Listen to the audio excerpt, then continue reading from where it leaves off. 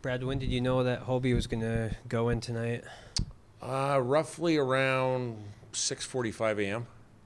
That early? Well, me and Mark Pullman were the first two guys here, and he got a call from Hobie kind of early in the morning, a little bit saying he wasn't well, and then that was kind of the first indication, and then Hobie showed up at the rink here early, and Pooley got him to see the doc, and then got diagnosed, and then from there he stayed home. So it was pretty early. I was kind of hoping that it might be just congestion or just something like that, but it was a little bit more than that, and we're doing what's best for Hobie, or for Ludwig.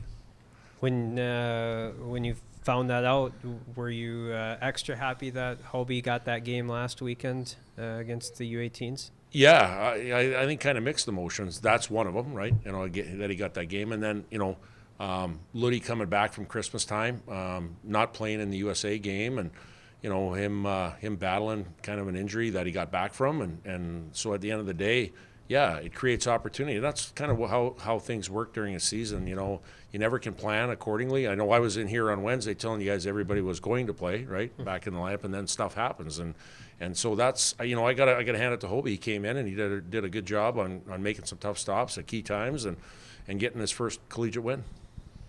How do you assess your team's play overall?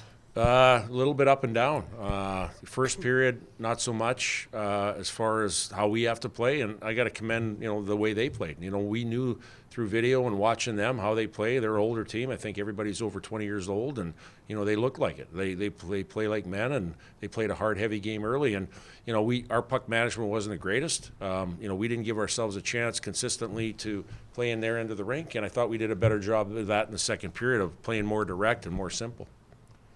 What did get you guys going? Was it just that, or what went well in the second? Yeah, I think just playing with some urgency, winning puck races and puck battles, which they were doing in the first period. And, we forced them into some situations where they turned some pucks over, and we capitalized in the offensive zone. So, we had some guys doing it in the first, but not everybody. And I think we had more or less more of a team game. And you could see it through the score sheet, too, as far as, the lines, the depth as far as scoring in the second period. What did you think of the new lines?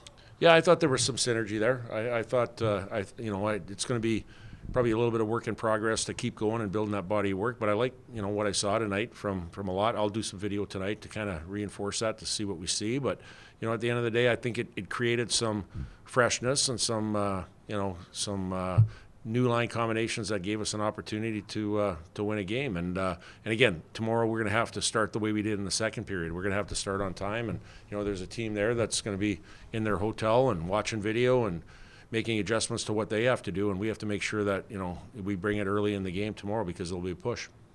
Last three games, you guys had 2 goals. Was it kind of a relief to see them start falling in that second period there? Yeah, for sure. And I think that's, everybody says, well, you need puck luck and you need a bounce. 100% you do, but you have to create that on your own. You have to create those opportunities and I thought we did have some good puck luck tonight.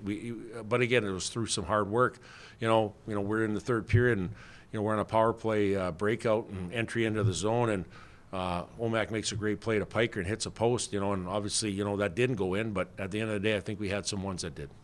What did you think of the power play? Yeah, it was sharp today. I think, the first one, I think we wasted one on the first one, and we scored on the second one. We had 3 consecutive ones in the second period there, and I thought that's where we got a little bit of momentum, and it's great that you capitalize on one of them because I think as it goes and you get more power plays, it kind of feeds into their momentum, and we got one right away there, I think, on the second power play, and it kind of fed us a little bit and gave us momentum and energy.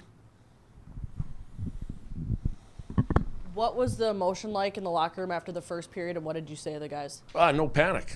I think it was one of those things that, being accountable to each other, knowing it wasn't our best period. And again, they forced us into situations of them playing hard like they always do. And knowing that, hey, we can talk the talk and show video, but you got to walk the walk. And I thought our guys walked the walk in the second period. And, those are games, you don't want to be doing that all the time because at the end of the day, you don't want to be chasing games. But our guys did a good job of coming back and playing a man's game, a hard, heavy game. And again, they crept back in a little bit in the third period because maybe we got away from it a little bit with the habits and details, turned pucks over, maybe some shifts that got a little bit long. But again, we're trying to build and grow a championship team here, and I think we learned tonight a little bit more about ourselves and learned about trying to play a 60-minute game and closing games out in 60 minutes. Yeah, besides the 60 minutes and the faster start, what do you want to see tomorrow?